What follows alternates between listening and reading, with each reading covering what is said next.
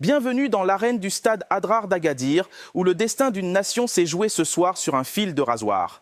Nous sommes le 22 décembre 2025 et l'histoire retiendra que l'Égypte, le géant aux 7 étoiles, a frôlé la catastrophe industrielle avant de rappeler au monde pourquoi elle est éternelle. Ce premier match du groupe B devait être une formalité, une démonstration de force pour Mohamed Salah et sa garde prétorienne face au Zimbabwe.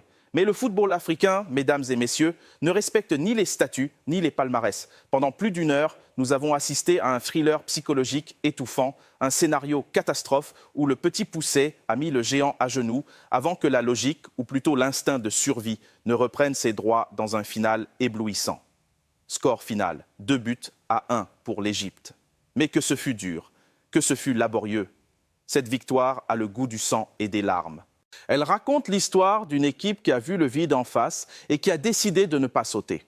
Dès le coup d'envoi, l'atmosphère est lourde. L'Égypte aligne son armada, El Shenaoui dans les buts, une défense de fer et ce trio offensif qui fait saliver l'Afrique, Salah, Marmoush, Trezeguet. En face, les Warriors du Zimbabwe, emmenés par le vétéran Washington Arubi dans les cages et le guerrier Marvelous Nakamba au milieu, n'ont qu'un plan: tenir, mordre et contrer. Les premières minutes sont un leurre. L'Égypte confisque le ballon, fait tourner, mais tourne en rond. Et à la 20e minute, la foudre s'abat sur Agadir.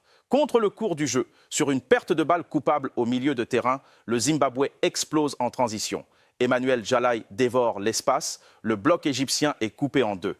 Sa passe est une offrande pour Prince Dube. L'attaquant des Young Africans ne tremble pas. Il glisse le ballon hors de portée d'El Shenaoui. 1-0 pour le Zimbabwe. Stupeur. Le stade est pétrifié. Les Pharaons sont sonnés comme un boxeur qui prend un uppercut au premier round. La suite de la première mi-temps est un calvaire pour les hommes d'Ossam Hassan. Ils s'énervent, ils déjouent. Marwan Atia prend un jaune pour frustration. Trezeguet plonge dans la surface et se fait avertir pour simulation. C'est le chaos.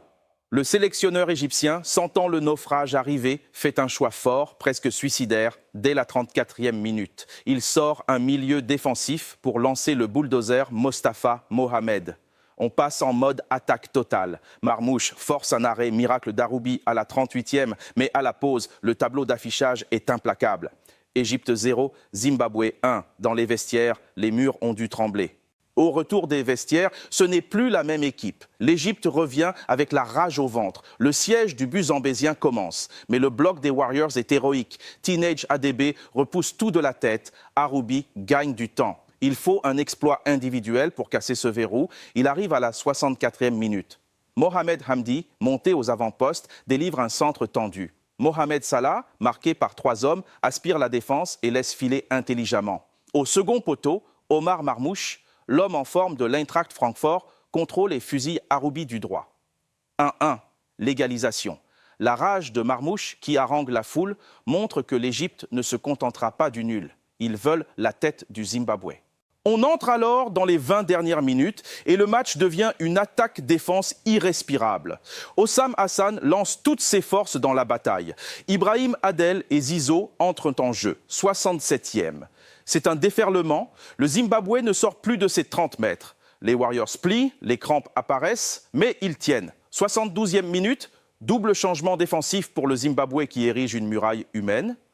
80e minute, toujours 1-1. Le spectre du match nul, qui serait une contre-performance majeure, plane sur les Pharaons. Le public commence à s'impatienter.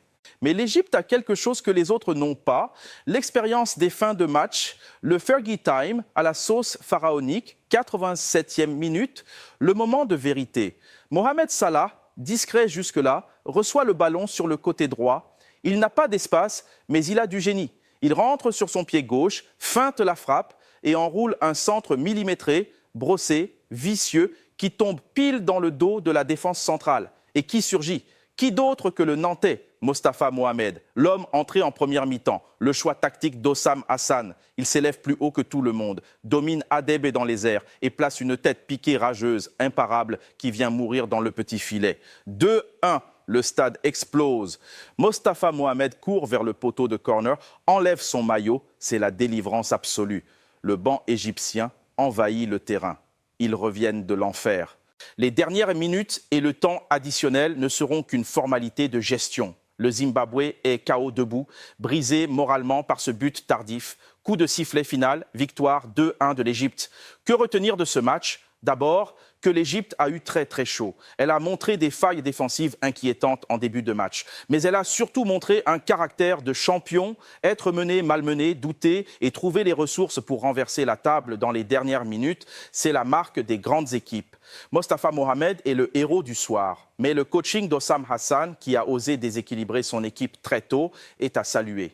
Pour le Zimbabwe, c'est cruel. Ils ont fait le match parfait pendant 60 minutes, le match héroïque pendant 85 minutes, mais face à l'Égypte, 85 minutes ne suffisent pas. Il faut tenir 95 minutes. Les Warriors sortent avec 0 points, mais avec les honneurs. L'Égypte, elle, prend la tête du groupe B, mais elle sait désormais que dans cette CAN marocaine, aucun match ne sera facile.